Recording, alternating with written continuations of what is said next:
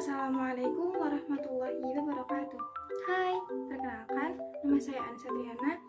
Saya berasal dari Prodi Administrasi Bisnis 6, Angkatan 2021, Fakultas Ilmu Sosial dan Bisnis, Universitas Wanita Internasional Bandung.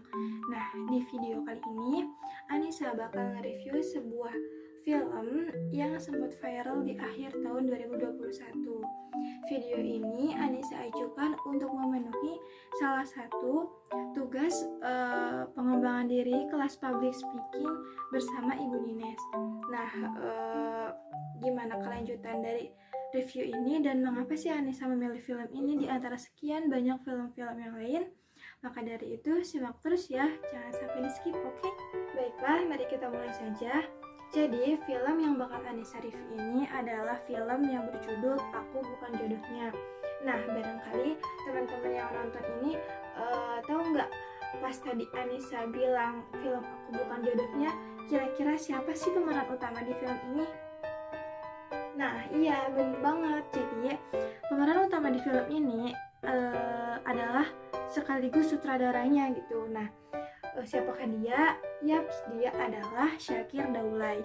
Di film ini, Syakir Daulay alias Bagas beradu peran bersama Ica Maisya alias Nadira. Jadi, film ini tuh mengisahkan tentang perjuangan seorang laki-laki untuk memperjuangkan wanita yang dicintainya, bahkan ingin menjadikan wanita yang dicintainya itu menjadi wanita yang lebih baik. Tetapi ketika wanita itu nyaris menjadi wanita yang bisa disebut sebagai wanita yang sempurna, wanita yang cantik, wanita yang mengerti ilmu agama, namun wanita itu malah menikah dengan laki-laki lain. Berawal dari sebuah kisah pertemuan antara Nadira dan Bagas di pameran fotografi Bagas. Di sana Nadira melihat-lihat hasil fotografi Bagas dan ternyata Nadira sangat menyukai hasil foto-foto Bagas tersebut. Lalu karena Nadira adalah seorang selebgram yang sering mempromosikan suatu produk, maka pada suatu hari Nadira pun meminta bantuan Bagas untuk membantunya memfotokan produk endorse-nya. Nah, lalu kegiatan itu pun berlangsung hampir setiap hari. Maka terjadilah interaksi yang sangat intens antara Nadira dan Bagas. Lalu karena Nadira adalah seorang wanita yang cantik, tidak menutup kemungkinan bahwa Bagas pun akhirnya menyukai Nadira. Lalu pada suatu hari, Bagas pun memberanikan diri untuk mengungkapkan rasa cintanya itu kepada Nadira, dan ternyata Nadira pun memiliki perasaan yang sama terhadap Bagas. Pada saat itu pun mereka menjalin hubungan layaknya pasangan kekasih. Lalu karena Bagas ingin melibatkan orang tuanya dalam kisah percintaan mereka, akhirnya Bagas pun meminta restu orang tua Nadira, dan ternyata orang tua Nadira pun merestui hubungan mereka.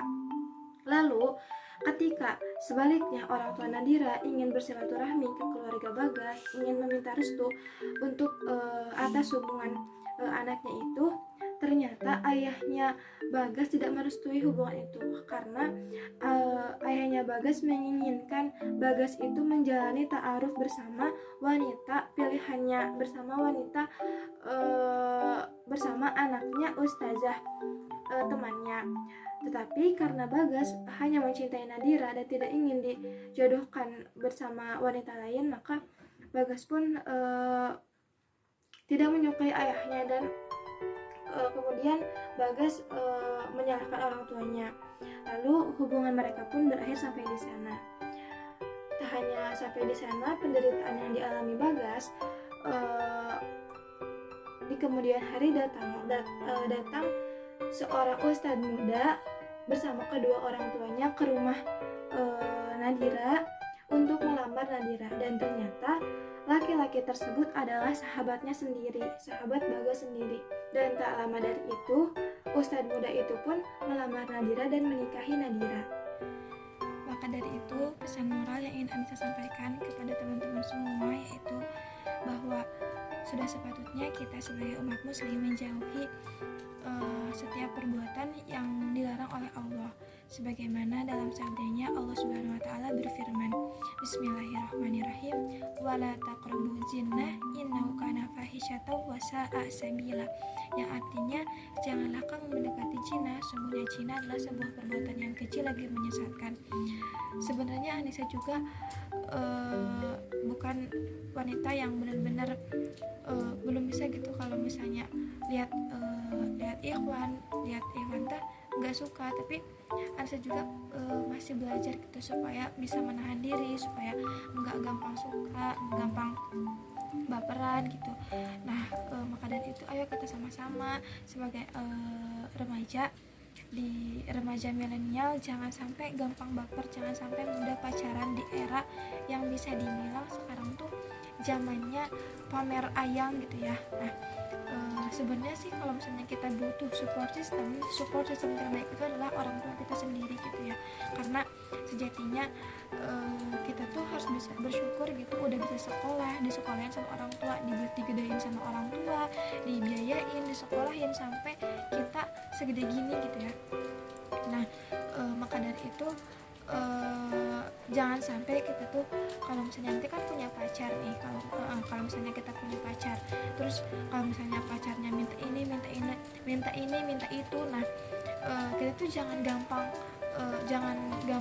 ngasih ini ngasih itu, soalnya kan kita tuh harus punya harga diri gitu sebagai wanita.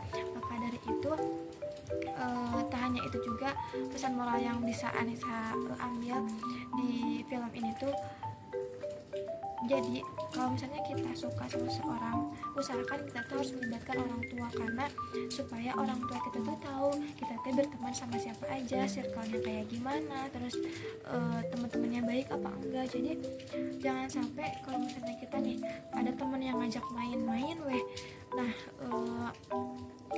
terus orang tua kita tuh nggak tahu kita tuh main sama siapa, kemana, terus main yang ngapain aja. Jadi usahain kita tuh sama orang tua juga harus terbuka, harus saling curhat ya, minimal sama orang tua tuh harus bisa jadi sahabat gitu, supaya kita tuh enak kan. Kalau misalnya kita cerita sama orang tua mah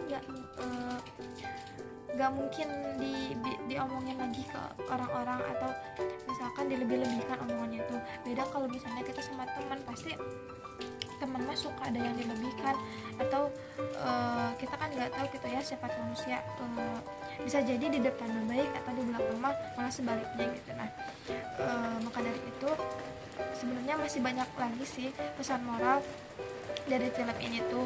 Jadi ayo kita sebagai muslim dan muslimah di zaman sekarang, sehendaknya kita jangan gampang baper, jangan gampang suka, dan jangan usahakan untuk bisa menahan diri dari pacaran tersebut. Mungkin sekian yang bisa Anissa sampaikan. Mohon maaf apabila ada kesalahan, mohon maaf apabila ada salah-salah kata atau banyak ragu-ragunya, karena Anissa juga masih belajar. Maka dari itu Anissa mohon doanya supaya kedepannya Anissa bisa lebih lancar lagi, bisa lebih pede lagi untuk bisa berbicara di depan umum. Mungkin sekian, billahi taufiq wal hidayah. Wassalamualaikum warahmatullahi wabarakatuh. Terima kasih.